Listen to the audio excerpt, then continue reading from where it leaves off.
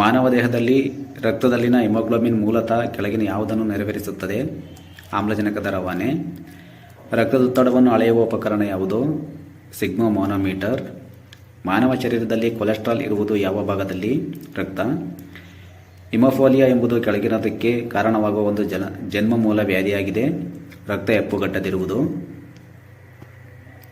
ರಕ್ತದ ಒತ್ತಡವನ್ನು ಅಳೆಯಲು ಯಾವ ಉಪಕರಣವನ್ನು ಉಪಯೋಗಿಸುತ್ತಾರೆ? ಸಿಗ್ಮೋಮೋನೋಮೀಟರ್. ಸಾಮಾನ್ಯ ಮಾನವ ರಕ್ತ ಕ್ಷಾರೀಯ. ಯೂನಿವರ್ಸ್ ಡೋನರ್ ರಕ್ತದ ಗುಂಪು ಯಾವುದು? ಓ. ಯಾವ ರಕ್ತ ಗುಂಪನ್ನು ಸಾರ್ವತ್ರಿಕ ದಾನಿ ಎನ್ನಲಾಗುವುದು? ಓ. ರಕ್ತಹೀನತೆಯನ್ನು ನಿವಾರಿಸಬಲ್ಲ ವಿಟಮಿನ್ ಜೀವಸತ್ವ ಯಾವುದು? Vitamin B12. ರಕ್ತ ಗುಂಪು ಗೊತ್ತಿರದ ವ್ಯಕ್ತಿಯೊಬ್ಬ ಗಂಭೀರ ಅಪಘಾತಕ್ಕೀಡಾಗಿ ಅತ್ಯಂತ ತುರ್ತಾಗಿ ರಕ್ತ ಬೇಕಾಗುತ್ತದೆ. ಆಸ್ಪತ್ರೆಯಲ್ಲಿ ಲಭ್ಯವಿರುವ ರಕ್ತದ ಗುಂಪುಗಳಲ್ಲಿ ಕೆಳಗಿನ ಯಾವುದು ಆ ವ್ಯಕ್ತಿಗೆ ವರ್ಗಾಯಿಸಲು ಹೆಚ್ಚು ಸುರಕ್ಷಿತ? ಓ, RH. ಮಾನವ ದೇಹದಲ್ಲಿರುವ ಎಲುಬುಗಳ ಸಂಖ್ಯೆ 206. ತಲೆಯ ಕತ್ತಿನ ಭಾಗಕ್ಕೆ ಸೇರುವಿಕೆಯ ಜಾಗ ಪಿವೋಟಲ್ ಜಾಯಿಂಟ್. ಟಿಬಿಯಾ ಎಂಬ ಮೂಳೆ ಇರುವುದು ತೋಳಿನಲ್ಲಿ. ಮೂಳೆಗಳು ಇದರಿಂದ ಮಾಡಲ್ಪಟ್ಟಿದೆ ಕ್ಯಾಲ್ಸಿಯಂ ಹಾಗೂ ಫಾಸ್ಫರಸ್. ಅಪಘಾತದಲ್ಲಿ ಒಬ್ಬಾತನಿಗೆ ಮಂಡಿ ಕೀಲಿಗೆ ಪೆಟ್ಟಾದಲ್ಲಿ ಆತ ಯಾವ ವೈದ್ಯರನ್ನು ಸಂಪರ್ಕಿಸಬೇಕು? ಆರ್ಥೋಪೆಡಿಕ್ ಸರ್ಜನ್, ಮೂಲತಜ್ಞ. ಕೆಳಗಿನವುಗಳಲ್ಲಿ ಸರಿಯಾಗಿ ಹೊಂದಾಣಿಕೆ ಇಲ್ಲದ್ದು ಯಾವುದು? ಸ್ಟೆಪ್ಡೋ ಮತ್ತು ಎಡ್ವರ್ಡ್, ಮೊದಲ ಪ್ರಣಾಳ ಶಿಶು. ಕೆಳಗಿನವುಗಳಲ್ಲಿ ಯಾವುದನ್ನು ರಕ್ತದ ಒತ್ತಡ ಅಳೆಯಲು ಬಳಸಲಾಗುವುದು? ಸಿಗ್ಮೋಮೋನೋಮೀಟರ್. ಹತ್ತಿಯ ಮುಖ್ಯ ಘಟಕಾಂಶ ಯಾವುದು? ಸೆಲ್ಯುಲಸ್. ಕೆಳಗಿನ ಯಾವ ವಿವರಣೆ ಸರಿಯಲ್ಲ? ಸಸ್ಯಗಳು ಸದಾಕಾಲವು ದ್ಯುತಿಸಂಶ್ಲೇಷಣೆ ಕ್ರಿಯೆ ನಡೆಸುತ್ತಿರುತ್ತವೆ. ಅಂಜಿಯೋಪ್ಲಾಸ್ಟಿಯಾ ಒಂದು ಚಿಕಿತ್ಸಾ ವಿಧಾನವಾಗಿದ್ದು ಇದು ಕರೋನರಿ ಅಪಧಮನಿಯ ಒಳಭಾಗಕ್ಕೆ ಒತ್ತಾಸೆ ನೀಡುವ ಸಾರುವ ಕಟ್ಟಾಗಿ ವರ್ತಿಸುವ ಸಣ್ಣ ನಳಿಕೆಯನ್ನು ಒಳಸೇರುವುದನ್ನು ಒಳಗೊಳ್ಳುತ್ತದೆ. ಈ ನಳಿಕೆಯನ್ನು ಹೇಗೆನ್ನುವರು? ಸ್ಟಂಟ್. ಒಂದು ಕಾಯದ ತಾಪ 98 ಡಿಗ್ರಿ F ಇದ್ದು ಅದನ್ನು ಸೆಲ್ಸಿಯಸ್ನಲ್ಲಿ ಹೇಳಿದರೆ 36.6 ಡಿಗ್ರಿ ಸೆಲ್ಸಿಯಸ್. ಉಸಿರಾಟದ ಸಮಯದಲ್ಲಿನ ಗಾಳಿಯ ಗಾತ್ರವನ್ನು ಹೀಗೆ ಕರೆಯಲಾಗುತ್ತದೆ: ಟೈಡಲ್ ಗಾತ್ರ. ಕ್ಲೋರೋಫಿಲ್ನಲ್ಲಿರುವ ಲೋಹ ಮೆಗ್ನೀಷಿಯಂ. ಇದು ಕೀಟಹಾರಿ ಸಸ್ಯಕ್ಕೆ ಉದಾಹರಣೆ: ಫೀಚರ್ ಪ್ಲಾಂಟ್. ಸಸ್ಯಕಾಯದ ವಾಯುವಿಕೆ ಭಾಗಗಳಿಂದ ನೀರು ಹೆಚ್ಚಿಗೆ ಆವಿಯಾಗುವ ಕ್ರಿಯೆ ಬಾಷ್ಪ ವಿಸರ್ಜನೆ. ಮನುಷ್ಯ ದೇಹದಲ್ಲಿರುವ ಅತ್ಯಂತ ಗಟ್ಟಿ ವಸ್ತುವನ್ನು ಈ ಮುಂದಿನವುಗಳಲ್ಲಿ ಗುರುತಿಸಿ. ಹಲ್ಲಿನ ಮೇಲಿನ ಗಡುಸಾದ ಪದರ. ಮನುಷ್ಯ ದೇಹದಲ್ಲಿ ಅತೀವ ಗಟ್ಟಿಯಾಗಿರುವ ವಸ್ತುವೆಂದರೆ ಹಲ್ಲಿನ ಎನಾಮಲ್. ಹೃದಯಕ್ಕೆ ರಕ್ತವನ್ನು ಸಾಗಿಸುವುದು ಯಾವುದು? ಅಭಿಧಮನಿಗಳು. ಮನುಷ್ಯರಲ್ಲಿ ಸಾಮಾನ್ಯವಾಗಿ ನಾಡಿ ಬಡಿತ ಎಷ್ಟು? ನಿಮಿಷಕ್ಕೆ ಸುಮಾರು 72 ಬಡಿತ. ಮನುಷ್ಯನ ಯಾವ ಅಂಗದ ಕಾಯಿಲೆಗೆ ಡಯಾಲಿಸಿಸ್ ಚಿಕಿತ್ಸೆಯನ್ನು ಮಾಡುತ್ತಾರೆ? ಮೂತ್ರಜನಕಾಂಗ.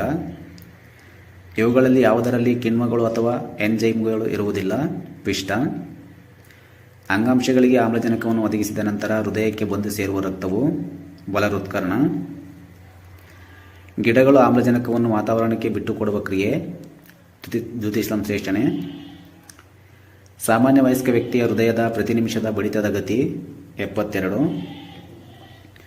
ಫೋಟೋಸಿಂಥಿಸಿಸ್ ಆಗಲು ಸೂಕ್ತವಾಗಿರುವ ಬೆಳಕು ಯಾವುದು? ಸೂರ್ಯನ ಬೆಳಕು. ಸಸ್ಯಗಳಿಗೂ ಜೀವವಿದೆ ಎಂಬುದನ್ನು ಗುರುತಿಸಿದ ಭಾರತೀಯ ವಿಜ್ಞಾನಿ ಹೆಸರೇನು? ಜಗದೀಶ್ ಚಂದ್ರ ಬೋಸ್. ಮನುಷ್ಯನ ಸಾಮಾನ್ಯ ರಕ್ತದೊತ್ತಡ ಎಷ್ಟಿರುತ್ತದೆ? 120/80.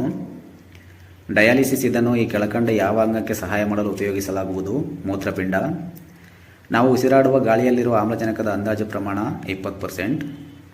ಹೃದಯಾಘಾತವಾದ ಸಮಯದಲ್ಲಿ ಕೈಗೊಳ್ಳಬೇಕಾದ ಪ್ರಥಮ ಚಿಕಿತ್ಸೆ ಎದೆ ನೀಬುವುದು. ರಕ್ತದ ಒತ್ತಡವನ್ನು ಅಳೆಯಲು ಉಪಯೋಗಿಸುವ ಉಪಕರಣದ ಹೆಸರೇನು? ಸಿಗ್ಮೋಮೋನೋಮೀಟರ್. ಕೆಲಸ ಮಾಡದ ಯಾವುದರ ದೋಷ ಪರಿಹರಿಸಲು ಡಯಾಲಿಸಿಸ್ ಉಪಯೋಗಿಸುತ್ತಾರೆ? ಕಿಡ್ನಿ, ಮೂತ್ರಪಿಂಡ. ಸಿಸ್ಟೈಟಿಸ್ ಎಂಬ ಸೋಂಕು ಯಾವ ಅಂಗಕ್ಕೆ ಸಂಬಂಧಿಸಿದೆ? ಮೂತ್ರಕೋಶ. ಡಯಾಲಿಸ್ ಈ ಕೆಳಕಂಡ ಅಂಗ ಕೆಲಸ ಮಾಡದೇ ಇದ್ದಲ್ಲಿ ಅವಶ್ಯಕ: ಕಿಡ್ನಿ. ಕೆಳಗಿನವುಗಳಲ್ಲಿ ಯಾವುದು ಮೂತ್ರಜನಕಾಂಗದಲ್ಲಿ ಕಲ್ಲುಗಳಾಗಲು ಕಾರಣ? Calcium oxalate. ಕಿಡ್ನಿಗಳ ಬಗ್ಗೆ ಸಂಬಂಧಿಸಿದ ಅಧ್ಯಯನ ನೆಫ್ರಾಲಜಿ. ಮಾನವನ ದೇಹದ ಯಾವ ಭಾಗದಲ್ಲಿ ಫ್ಲೋರಾ ಕಂಡುಬರುತ್ತದೆ? ಶ್ವಾಸಕೋಶ. ಮನುಷ್ಯನ ಮೂತ್ರಪಿಂಡದಲ್ಲಿ ಕಲ್ಲುಗಳು ರಚಿತವಾಗುವುದು? ಕ್ಯಾಲ್ಸಿಯಂ. ಮೂತ್ರಪಿಂಡದಲ್ಲಿ ಕಲ್ಲುಗಳು ರಚಿತವಾಗುವುದು ಅತ್ಯಧಿಕವಾಗಿ ಇವುಗಳನ್ನು ಹೊಂದಿರುವುದು ಕ್ಯಾಲ್ಸಿಯಂ ಆಕ್ಸಲೇಟ್. ರಾತ್ರಿ ಸಮಯದಲ್ಲಿ ಮರವೊಂದರ ಅಡಿಯಲ್ಲಿ ಮಲಗುವುದು ಏಕೆ ಸೂಕ್ತವಲ್ಲ? ಕಾರ್ಬನ್ ಡೈಆಕ್ಸೈಡ್ ಬಿಡುಗಡೆ. ಈರುಳ್ಳಿ ಯಾವುದರ ಪರೀಕ್ಷಿತ ರೂಪವಾಗಿದೆ? ಕಾಂಡ. MRI ಇದರ ವಿಸ್ತೃತ ರೂಪವೇನು? Magnetic resonance imaging. ಕಾಫಿ ಮತ್ತು ಟೀ ಪಾನೀಯದಲ್ಲಿರುವ ಮುಖ್ಯ ಪ್ರಚೋದಕ ಯಾವುದು? ಕೆಫಿನ್. ಕರೋಟಿಡ್ ಅಪಧಮನಿ ಕೆಳಗಿನ ಯಾವ ಭಾಗಕ್ಕೆ ಆಮ್ಲಜನಕಯುಕ್ತ ರಕ್ತ ಒದಗಿಸುತ್ತದೆ? ತಲೆ ಮತ್ತು ಕತ್ತು. ಅಮೆಲೇಸ್ ಕಿಣ್ವವು ಪಿಷ್ಟವನ್ನು ಡ್ಯಾಶ್ ಆಗಿ ಪರಿವರ್ತಿಸುತ್ತದೆ? ಮಾಲ್ಟೋಸ್. ರಾಸಾಯನಿಕ ಗೊಬ್ಬರದಲ್ಲಿ ಕೆಳಕಂಡ ವಸ್ತು ಇರುವುದಿಲ್ಲ? ಕ್ಲೋರಿನ್. ಹಸಿರು ಗಿಡಗಳು ಸಕ್ಕರೆಯನ್ನು ತಯಾರಿಸಲು ಡ್ಯಾಶ್ ಬಳಸುತ್ತವೆ? ಸೂರ್ಯನ ಬೆಳಕು, ಕಾರ್ಬನ್ ಡೈಆಕ್ಸೈಡ್, ನೀರು ಇವೆಲ್ಲವೂ. ಪ್ರತಿ ಮೂತ್ರಜನಕಾಂಗದ ಮೇಲೆ ತ್ರಿಕೋನಾಕಾರದ ಟೋಪಿಯಂತೆ ಇರುವ ಗ್ರಂಥಿ ಆಡ್ರಿನಲ್ ಗ್ರಂಥಿ. ಖಾದ್ಯ ತೈಲವನ್ನು ವನಸ್ಪತಿಯಾಗಿ ಮಾರ್ಪಡಿಸುವಾಗ ಡ್ಯಾಶ್ ಅನಿಲ ಉಪಯೋಗಿಸಲಾಗುತ್ತದೆ? ಹೈಡ್ರೋಜನ್. ಕೆಳಗಿನ ಯಾವುದು ಇಂಗಾಲದ ಅಂಶ ಹೊಂದಿಲ್ಲ? ಸಂಗಮರಿ ಕಲ್ಲು. ಬ್ರಾಂಕೈಟಿಸ್ ಎಂಬ ಕಾಯಿಲೆಗೆ ತುತ್ತಾಗುವ ಅಂಗ ಉಸಿರಾಟದ ಪ್ರಾಂತ್ಯ. ಹಾಲು ನೈಸರ್ಗಿಕ ಜಿಡ್ಡಿನ ಪದಾರ್ಥ. ಬ್ರಾಂಕೈಟಿಸ್ ಎಂಬ ಕಾಯಿಲೆಗೆ ತುತ್ತಾಗುವ ಅಂಗ ಉಸಿರಾಟದ ಪ್ರಾಂತ್ಯ.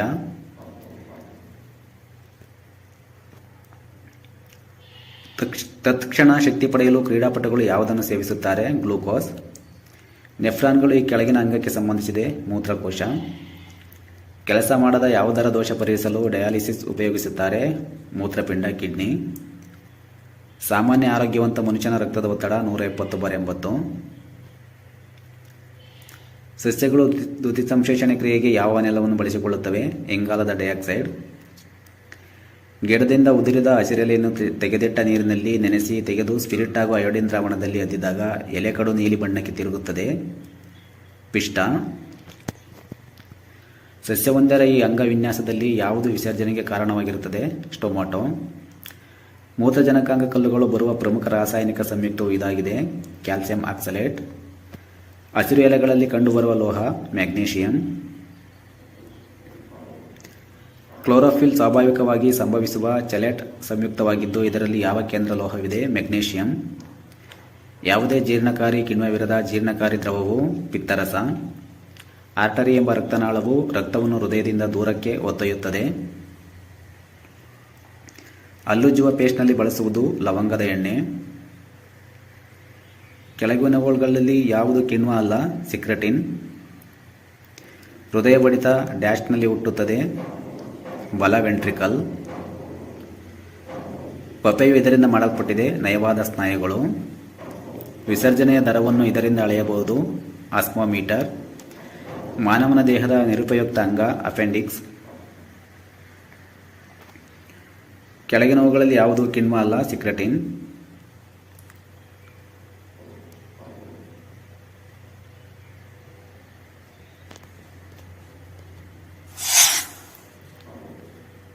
ಮೆದುಳಿನ ಅತ್ಯಂತ ದೊಡ್ಡ ಭಾಗ ಯಾವುದು? ಮುಮ್ಮಿದುಳು. ಪಾಲಿಗ್ರಾಮ್ ಎಂದರೆ ಸುಳ್ಳನ್ನು ಪತ್ತೆ ಹಚ್ಚಲು ಬಳಸುವ ಒಂದು ಉಪಕರಣ. ಸಾಮಾನ್ಯ ಮನುಷ್ಯನ ಸರಾಸರಿ ಬುದ್ಧಿಶಕ್ತಿ ಭಾಗಲಬ್ಧ ಪ್ರಮಾಣ 90ರಿಂದ 110. ನರಕೋಶಗಳು ವಿಭಜನೆ ಹೊಂದುವುದಿಲ್ಲ ಏಕೆಂದರೆ ಇವುಗಳಲ್ಲಿ ಮಧ್ಯಕಾಯ ಇರುವುದಿಲ್ಲ. ಸ್ಮೃತಿನಾಶ ಸ್ಮರಣೆಯ ನಾಶವನ್ನು ಸೂಚಿಸಲು ಬಳಸುವ ವೈದ್ಯಕೀಯ ಪದ ಅಮ್ನೀಸಿಯಾ. ಮಾನವ ಮೆದುಳಿನ ಬಹುದೊಡ್ಡ ಭಾಗ ಯಾವುದು? ಸೆರೆಬ್ರಮ್. ಮೆದುಳು ಮತ್ತು ದೇಹದ ಇತರ ಭಾಗಗಳ ನಡುವೆ ಮಾಹಿತಿಯನ್ನು ಸಾಗಿಸುವ ಜೀವಕೋಶ ಯಾವುದು? ನ್ಯೂರಾನ್. ಡಯಾಲಿಸಿಸ್ ಚಿಕಿತ್ಸೆಯನ್ನು ಯಾವ ಅಂಗದ ರೋಗಕ್ಕೆ ನೀಡಲಾಗುತ್ತದೆ? ಮೂತ್ರಪಿಂಡಗಳು. ಮಾನವನ ಮೆದುಳಿನಲ್ಲಿ ದೇಹದ ಸಮತೋಲನವನ್ನು ಕಾಪಾಡುವ ಭಾಗ ಈ ಕೆಳಗಿನವುಗಳಲ್ಲಿ ಯಾವುದು? ಸೆರೆಬೆಲ್ಲಮ್. ದೇಹದ ವಿವಿಧ ಭಾಗಗಳಿಂದ ಮೆದುಳು ಗ್ರಹಿಸುವ ಹಾಗೂ ಮೆದುಳಿನಿಂದ ದೇಹದ ಇತರ ಭಾಗಗಳಿಗೆ ಹೋಗುವ ಸಂದೇಶಗಳು ಈ ರೂಪದಲ್ಲಿರುತ್ತವೆ: ನರ ಸಂವೇದನೆಗಳು. ಮನುಷ್ಯನಲ್ಲಿ ನುಂಗುವಿಕೆ ಮತ್ತು ವಾಂತಿಗಳಿಗೆ ಕಾರಣವಾಗುವ ಮೆದುಳಿನ ಭಾಗ ಯಾವುದು? ಮೆಡುಲ್ಲಾ ಆಬ್ಲಾಂಗೇಟಾ. ಕೆಳಗಿನವುಗಳಲ್ಲಿ ಚರ್ಮದ ಕಾರ್ಯವನ್ನು ಕುರಿತ ಸರಿಯಾದ ವಿವರಣೆ ಯಾವುದು? ಸಂವೇದನೆ, ತಡೆಗಟ್ಟುವಿಕೆ ಮತ್ತು ಶಾಖ ನಿಯಂತ್ರಣಗಳು ಇದರ ಕಾರ್ಯ.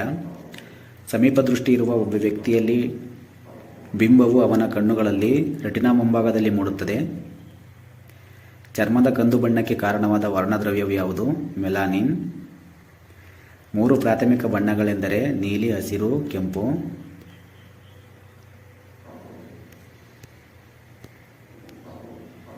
ನಿಮಗೆ ಹತ್ತಿರದಲ್ಲಿರುವ ವಸ್ತುಗಳನ್ನು ಸ್ಪಷ್ಟವಾಗಿ ನೋಡಲು ಆಗುತ್ತಿಲ್ಲವಾದರೆ ಅದು ದೂರದೃಷ್ಟಿ. ಶರೀರದ ಯಾವ ಭಾಗಕ್ಕೆ ಗ್ಲುಕೋಮಾ ಕಾಯಿಲೆ ಬರುತ್ತದೆ? ಕಣ್ಣು.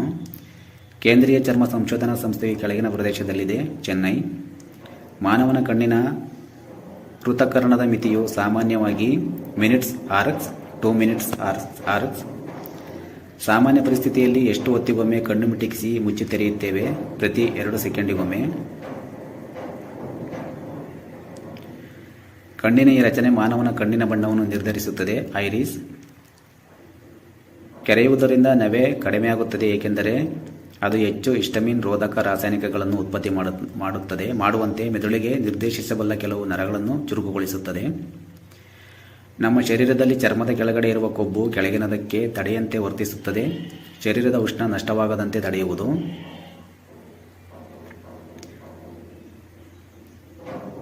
ಕಾಮಾಲೆಯು ಪಿತ್ತಜನಕಾಂಗಕ್ಕೆ, ಲಿವರ್ಗೆ ಸಂಬಂಧಿಸಿದ ಕಾಯಿಲೆ. ನಮ್ಮನ್ನು ಎಚ್ಚರವಾಗಿಡುವುದಕ್ಕೆ ಮತ್ತು ಕೆಲವೊಮ್ಮೆ ನಮಗೆ ದಣಿವಾಗಿರದಿದ್ದರೂ ನಿದ್ದೆ ಬರುವಂತೆ ಮಾಡುವುದಕ್ಕೆ ಒಂದು ಹಾರ್ಮೋನ್ ಕಾರಣವಾಗಿದೆ. ಅದು ಯಾವುದು? ಅಡಿನೋಸಿನ್.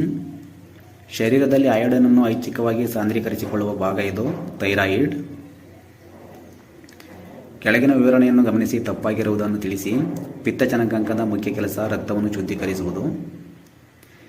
ಬೆದರಿದ ಬೆಕ್ಕು ಓಡಿ ಹೋಗಲು ಅಥವಾ ಹೊಡೆದಾಟಕ್ಕೆ ಪ್ರೇರೇಪಿಸುವ ಹಾರ್ಮೋನ್ ಯಾವುದು? ಎಫಿನೆಫ್ರೈನ್. ಆಂಕಾಲಜಿ ಎನ್ನುವುದು ಡ್ಯಾಶ್ ವೈಜ್ಞಾನಿಕ ಅಧ್ಯಯನ. ಕ್ಯಾನ್ಸರ್ ರೋಗ. ಮನುಷ್ಯನ ಶರೀರದಲ್ಲಿರುವ ಅತ್ಯಂತ ದೊಡ್ಡ ಗ್ರಂಥಿ ಲಿವರ್. ಕೆಳಗಿನವುಗಳಲ್ಲಿ ಯಾವ ಪಾಲಿಮರ್ ಪ್ರಾಣಿಗಳ ಪಿತ್ತಜನಕಾಂಗದಲ್ಲಿ ಸಂಗ್ರಹವಾಗಿರುತ್ತದೆ? ಗ್ಲೈಕೋಜಿನ್. ಮಾನವನಲ್ಲಿ ಚಯಾಪಚಯ ಕೇಂದ್ರ ಇದಾಗಿದೆ. ಯಕೃತ್. ಲಿಂಫೋಸೈಟ್ಸ್ ಕಣಗಳು ಉಂಟಾಗುವ ಮಾನವನ ದೇಹದ ಅಂಗ ಯಾವುದು? ಅಸ್ಥಿಮಜ್ಜೆ. ಕೆಳಗಿನ ಹಾರ್ಮೋನುಗಳಲ್ಲಿ ಯಾವುದು ಮಾನವ ಶರೀರದಲ್ಲಿ ರಕ್ತ ಕ್ಯಾಲ್ಸಿಯಂ ಮತ್ತು ಫಾಸ್ಫೇಟ್ ಅನ್ನು ನಿಯಂತ್ರಿಸುತ್ತದೆ? Parathyroid hormone. ಔಷಧ ವಿಜ್ಞಾನದಲ್ಲಿ ಮನುಷ್ಯರ ಹಾರ್ಮೋನು ಸ್ವಭಾವ, ಅದರ ಹೊರಸೂಸುವಿಕೆ, ಪರಿಣಾಮ ಇವುಗಳನ್ನು ಡ್ಯಾಶ್ ಎನ್ನುತ್ತಾರೆ. Human endocrinology. ಈ ವಿಡಿಯೋ ನಿಮಗೆ ಹೆಲ್ಪ್ ಆಗಿದ್ರೆ ಲೈಕ್ ಮಾಡಿ, ನಿಮ್ಮ ಫ್ರೆಂಡ್ಸ್ ಜೊತೆ ಶೇರ್ ಮಾಡಿ. ಇನ್ನಷ್ಟು ಕಾಂಪಿಟೇಟಿವ್ ಎಕ್ಸಾಮ್ಸ್ ವಿಡಿಯೋ ಬೇಕಾದರೆ ನಮ್ಮ ಚಾನಲ್ ಸಬ್ಸ್ಕ್ರೈಬ್ ಮಾಡಿ.